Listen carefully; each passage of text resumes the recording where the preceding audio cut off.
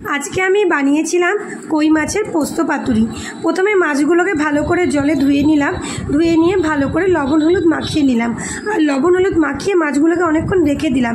রেখে দেওয়ার পর কড়াইয়ে তেল দিলাম, একটু বেশি করেই তেল দিলাম। তেল দিয়ে সেই তেলটাকে একদম কষমসা করে গরম করে নিলাম। গরম করে সেই ছাকা তেলের মধ্যে আমি মাছগুলোকে লাল লাল করে কড়া কড়া করে ভেজে নিলাম।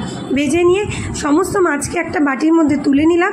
তারপর যে তেলটুকু বেঁচেছিল তার মধ্যে কাঁচা লঙ্কা, কালো জিরা আর পেঁয়াজ ফোড়ন দিলাম। পেঁয়াজ ফোড়ন দিয়ে সেই পেঁয়াজটাকে লাল লাল করে ভেজে নিলাম। ভেজে নেওয়ার পর আমি বেটে রেখেছিলাম পোস্ত, লঙ্কা আর পোস্ত বাটাটাকে তারপরে ছেড়ে দিব। আর ওপর দিয়ে কয়েকটা টমেটোর টুকরো দিয়ে দিলাম। এবার আমি দিয়ে দিলাম পোস্ত বাটাটাকে আমি অনেকক্ষণ ভেজে নিয়ে তার উপর দিয়ে মাছগুলোকে ছেড়ে দিব। মাছগুলোকে ছেড়ে দিয়ে সেই মাছগুলোকে পোস্তর সাথে একটু ভাজা ভাজা করে নিব, যাতে পোস্তটা মাছের গায়ে গায়ে লেগে যায়। তারপরে মিক্সির বোলের বাটির মাপ অনুযায়ী আমি এক বাটি জল দিয়ে পোস্তটাকে ঢেকে দিলাম।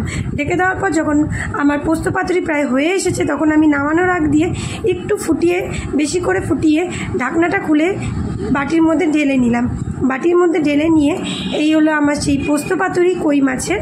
তো এটা আমরা দুপুরবেলা খাবো। জানি না খেতে কেমন হয়েছে। যদি ভিডিও ভালো লাগে অবশ্যই লাইক করো।